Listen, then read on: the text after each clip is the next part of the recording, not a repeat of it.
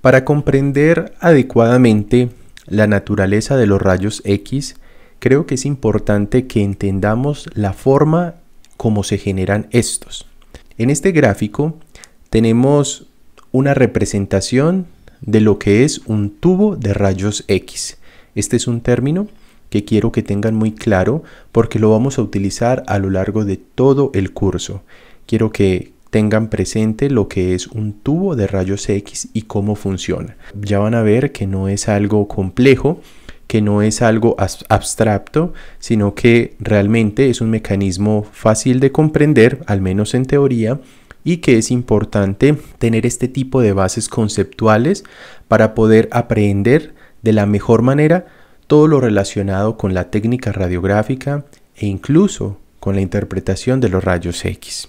Esta es una ilustración que representa un tubo de rayos X, como les venía diciendo. Vamos a reconocer las partes más importantes antes de entrar a hablar del funcionamiento del mismo. Entonces, ¿qué partes componen un tubo de rayos X? Entonces, primero, hay una corriente de alto voltaje. Esa corriente de alto voltaje se representa a través de esta parte del gráfico y, como toda corriente eléctrica, tiene un lado positivo y un lado negativo. El alto voltaje es importante para generar el tipo de radiación electromagnética que es la que queremos generar en este momento, que es la radiación X o los rayos X. Entonces, este es el primer componente, una corriente eléctrica de alto voltaje. Esa corriente eléctrica va conectada a un cátodo y el otro extremo a un ánodo, ¿sí? Estas son las dos estructuras como principales para el funcionamiento del tubo de rayos X. A su vez, este cátodo y este ánodo están dentro de una cámara de vacío. Ya vamos a ver cuál es la importancia de por qué deben estar dentro de una cámara de vacío.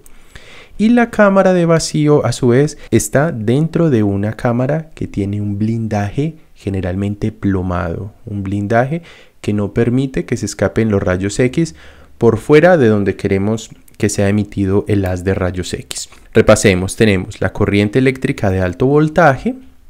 Esta corriente eléctrica tiene una carga positiva y negativa. A su vez, cada uno de los extremos de la carga está unido a un cátodo, donde están la carga negativa, y un ánodo en donde está conectada la carga positiva. Como podemos ver, lo que vamos a generar a través de una corriente eléctrica de alto voltaje es un gradiente de carga o de voltaje en el que vamos a tener un lado cargado de electrones con carga negativa y un lado positivo. Esa diferencia de voltaje es la que nos va a permitir tener un adecuado funcionamiento. Otra cosa importante es que el ánodo tiene un mecanismo para rotar. Este mecanismo que está aquí representado quiere decir que el ánodo está rotando. Ya vamos a ver que esto es importante para disipar un poco el calor que genera la radiación. Como ven ustedes, tanto la cámara de vacío como el blindaje están abiertos en uno de esos extremos y es por donde queremos que salga el haz de rayos X. Entonces, toda la radiación que se genera dentro de la cámara de vacío y dentro de la cámara de blindaje solo va a salir al exterior a través de este filtro, que generalmente está adaptado a un sistema de colimación para ajustar el haz de rayos X a lo que queremos irradiar. Ahora sí vamos a ver el funcionamiento.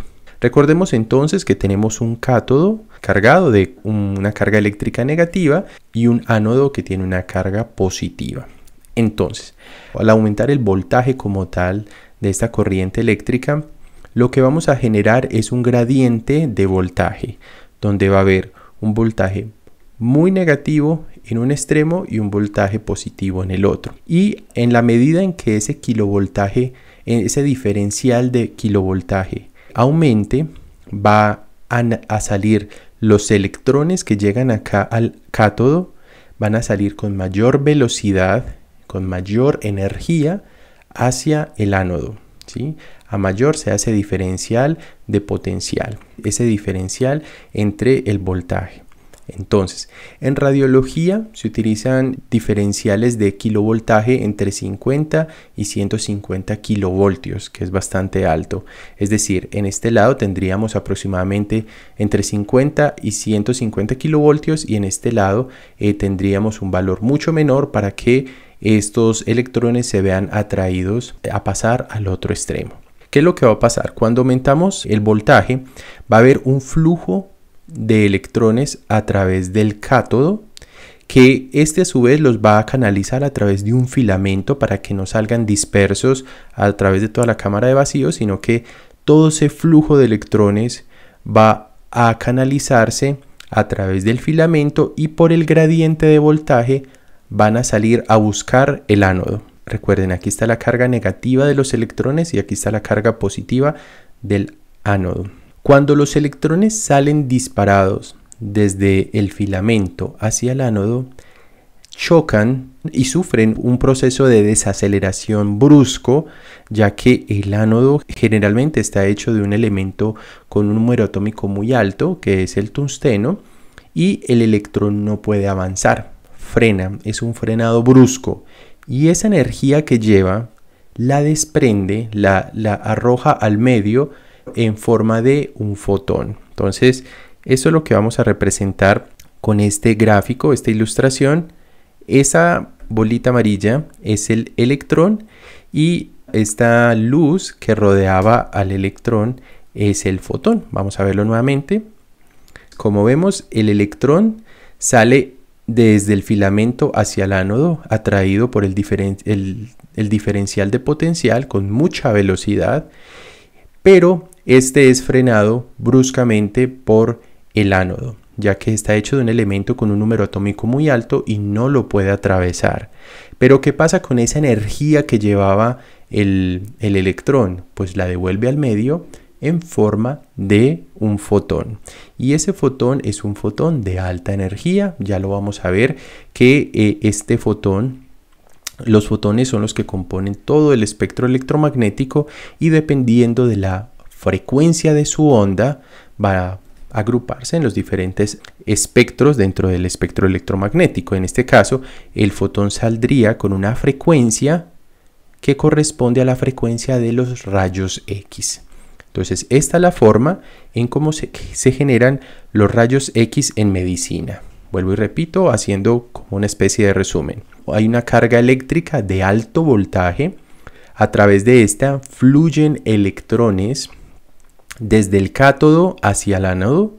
El ánodo está hecho de un elemento con un número atómico muy alto, lo que quiere decir que tiene una gran densidad a nivel de su núcleo atómico, y el electrón es frenado una vez pasa con mucha velocidad desde el filamento del cátodo hacia el ánodo, es frenado y la energía que lleva el electrón la devuelve al medio en forma de un fotón de alta energía que lleva una frecuencia dentro del espectro electromagnético, se agrupa en la radiación X. La razón de por qué esta cámara tiene que ser al vacío es porque si hubieran moléculas de algún tipo de gas, de todos los gases que componen el aire normal, interferirían en la trayectoria del electrón. Y lo que buscamos es que el electrón no se desvíe, lleve un trayecto recto hacia el ánodo. La mayor parte de la energía que se libera en este proceso es calor. Aproximadamente el 90% de la energía de este proceso no son rayos X, sino calor, y es por eso que el ánodo debe rotar constantemente para disipar el calor, y además esto es enfriado por un sistema de aceite, dependiendo pues también de la ingeniería pues que tenga el tubo de rayos X. Y solo el 10% de esa energía se convierte en fotones del tipo rayos X. Solo el 10%. Entonces es un proceso bastante ineficiente en el que la mayor parte se convierte en calor que se disipa rotando el ánodo y a través de un sistema de enfriamiento que debe tener la cámara de vacío. Como ven, esto generaría, pues obviamente esto no es un solo electrón, estos son miles de electrones haciendo este proceso en milisegundos, y en fracciones de tiempo muy cortas saldrían fotones en todas las direcciones, pero para que se conforme un haz de rayos X que lleve una dirección definida, la cámara tiene que estar plomada, ¿sí? Entonces es por eso que tiene que haber un blindaje externo. Esto es el mecanismo como funcionan los tubos de rayos X en medicina. Entonces nuevamente aquí ya saldría el haz de fotones que van a conformar el haz de rayos X. ¿Qué son los rayos X? Para responder esta pregunta tenemos que conocer necesariamente, al menos de una forma muy básica, el espectro electromagnético. El espectro electromagnético es bastante amplio, va desde las ondas de radio hasta los rayos gamma. Entonces, ¿de qué depende el espectro electromagnético? De la frecuencia de onda del fotón. Entonces, todo el espectro electromagnético está conformado por fotones. Recuerden que el fotón es un quantum de energía, es como un paquete de energía. Y el fotón tiene una dualidad cuántica y es que se puede comportar como partícula o como onda. Para comprender el espectro electromagnético es más fácil entenderlo desde el comportamiento de onda del fotón. Como toda onda tiene una frecuencia y la frecuencia depende de la longitud de la onda. Entonces, cuando la longitud de la onda es muy amplia, en el orden de 10 a la 3, estamos hablando de que ese espectro, ese fotón está dentro del espectro de las ondas de radio. De allí le continuarían las microondas, luego el infrarrojo y de ahí llegaríamos a los fotones que conforman la luz visible. Esa luz visible está en el orden de una frecuencia de onda muy corta también, del tamaño de aproximadamente los protozoos. Esto es como un comparativo pues como del tamaño de la longitud de onda y como ven es bastante pequeña, pero en el universo cuántico esto sigue siendo muy grande. Esto incluso se puede hacer mucho más pequeño y si hacemos más pequeña esa onda llegaríamos a la radiación ultravioleta, que está en el orden como del tamaño de una molécula, y posteriormente llegaríamos a los rayos X que están como en el orden del tamaño de un átomo. Y finalmente el último modo de radiación electromagnética que conocemos hasta el momento son los rayos gamma, que están en el orden del tamaño de un núcleo atómico. Este es otro tipo de radiación ionizante que es diferente a los rayos X. Entonces, como les decía, los rayos X son una parte del espectro electromagnético, es una parte del espectro electromagnético donde los fotones que lo conforman tienen una frecuencia de onda muy corta. Ahora sí podemos ver la definición técnica. ¿Qué son los rayos X? Son un tipo de radiación dentro del espectro electromagnético, ya sabemos que está acá, cuya onda es de muy alta frecuencia, como lo vemos acá, y es de carácter ionizante. Entonces ya vamos a ver ahorita qué es lo que significa que sea ionizante. La radiación ionizante, este término lo van a escuchar bastante en medicina, tanto en radiología como en medicina nuclear. La radiación ionizante, la definición más simple, se considera ionizante porque genera iones en la materia.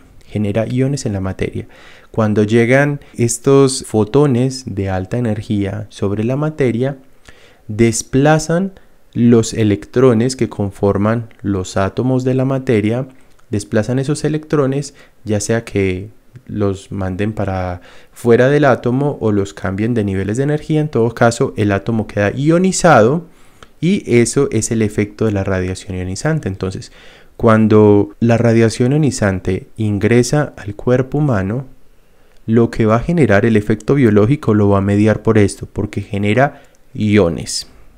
Bueno, ahorita hacemos un poquito más de mención sobre qué es eso de que se formen iones dentro del cuerpo humano o dentro de cualquier tejido vivo. Pero antes de eso quiero que tengan clara esta diferencia, que la radiación ionizante puede ser de dos tipos. Pueden ser a través de rayos X o puede ser a través de rayos gamma, que no son lo mismo. Vuelvo y repito, los rayos X tienen una frecuencia de onda del orden del tamaño de un átomo, mientras que la frecuencia de onda de la radiación gamma es mucho más pequeña, del tamaño más o menos del núcleo atómico. Son radiaciones diferentes, pero las dos son ionizantes. Entonces, como les decía ahora, representándoles el gráfico del tubo de rayos X, si vimos, solo estábamos hablando del electrón y de la energía que desprende en forma de fotón. Es decir, los rayos X tienen que ver con fenómenos extranucleares, es decir, sobre la órbita electrónica. En ningún momento hablamos del protón, del neutrón, de todas esas estructuras que conforman el núcleo atómico, que se llaman nucleones.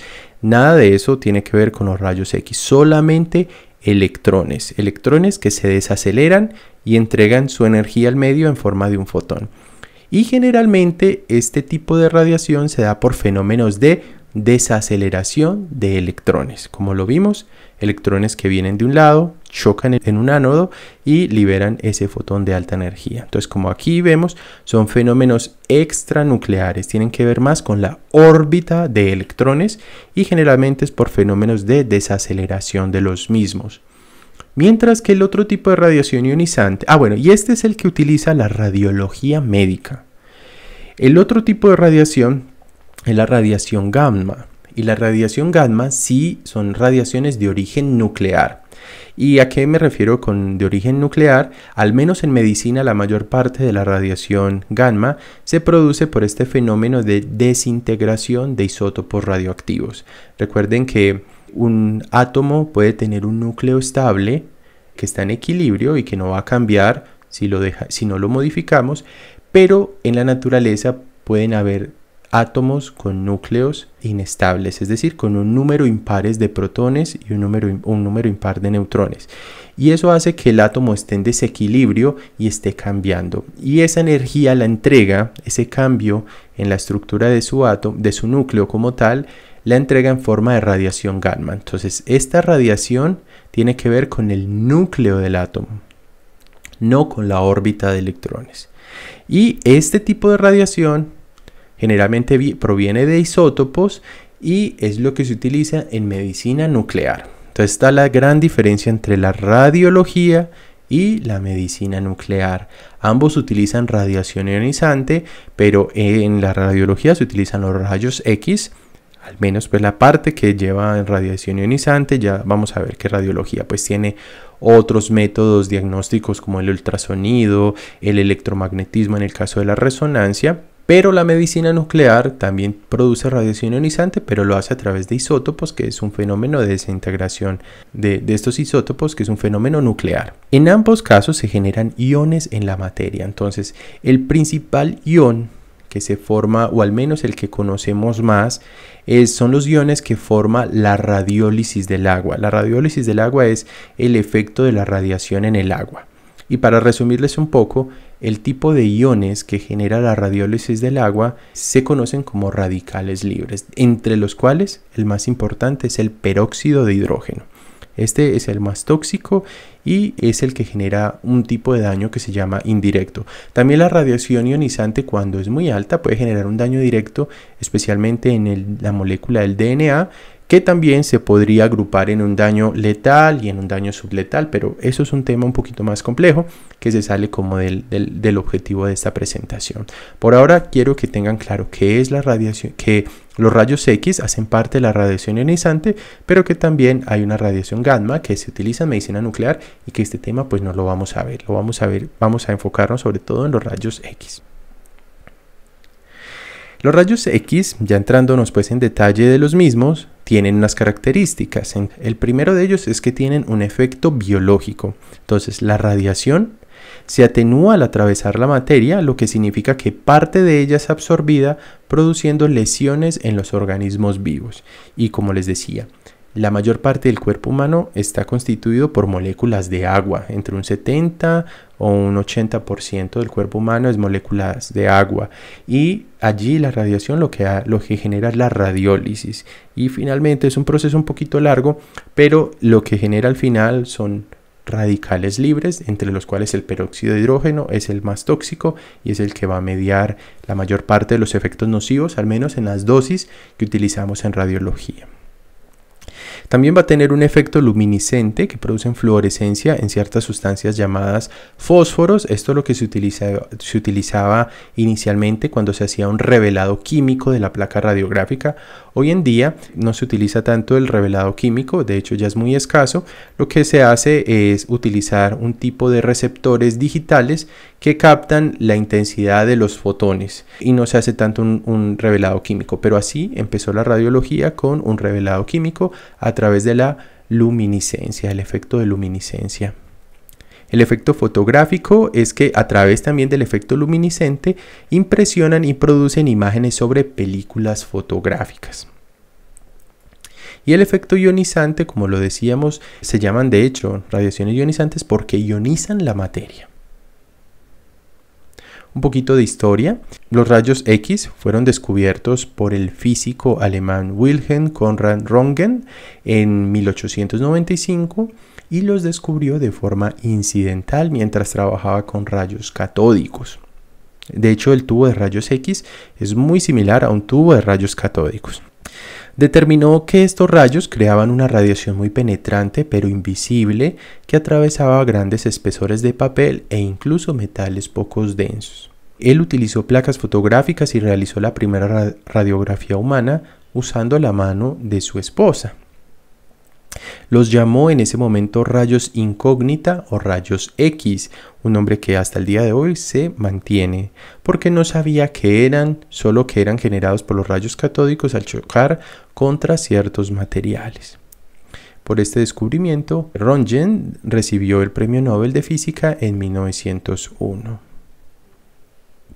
Con respecto a los efectos biológicos de los rayos X, este es un tema bastante amplio, lo estudia ampliamente la radiobiología, pero yo solamente quiero hacerle mención de dos aspectos, que los efectos biológicos de los rayos X podrían agruparse en dos grandes categorías, los efectos determinísticos y los efectos estocásticos. Los efectos determinísticos son los que están relacionados con el tipo de radiación, la dosis de radiación, el tiempo de exposición, el órgano expuesto y la edad. ¿A qué me refiero con deterministas? Aquí tenemos que tener en cuenta la dosis de radiación. Si es más probable que tengamos efectos biológicos en el DNA si utilizamos altas dosis de radiación, mientras que si utilizamos bajas dosis de radiación, la probabilidad de daño en el DNA o a través, ya sea de forma directa o indirecta, va a ser mucho menor. Lo mismo el tiempo de exposición, va a ser más probable que tengamos más efectos biológicos si el tiempo de exposición es prolongado y va a ser pues mucho menor si utilizamos tiempos de exposiciones cortos. Lo mismo pasa con los órganos. También es más probable que tengamos más efectos si irradiamos órganos que tengan una alta tasa mitótica como son la glándula tiroides o las gónadas femeninas o masculinas, diferente a como si irradiáramos, por ejemplo, músculo solamente. También la edad, los niños, por ejemplo, cuando están en crecimiento tienen una alta tasa mitótica y en ese momento el DNA es más susceptible a ser dañado. Determinístico es que nosotros podemos calcular la probabilidad de daño, ¿sí? Sabemos que a mayor dosis, mayores riesgos. Mayor tiempo de exposición, mayor riesgo. Hay unos órganos que son más susceptibles al daño por radiación y también la edad del paciente. Entonces, esto es lo determinístico. En cambio, los otros efectos biológicos los llamamos estocásticos porque dependen solamente del azar. Generalmente, el 90% de los efectos biológicos de los rayos X son determinísticos, es decir, podemos controlarlos.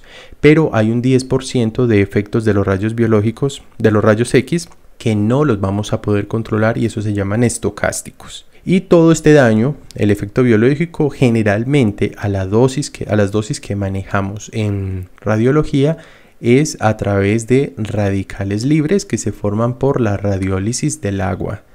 También hay un daño directo del DNA, se puede romper una hélice, la doble hélice, bueno, que eso ya, como les decía, hace parte de los daños letales, subletales, pero ocurren con dosis muy altas de radiación. Generalmente los hemos visto en accidentes nucleares, en plantas nucleares.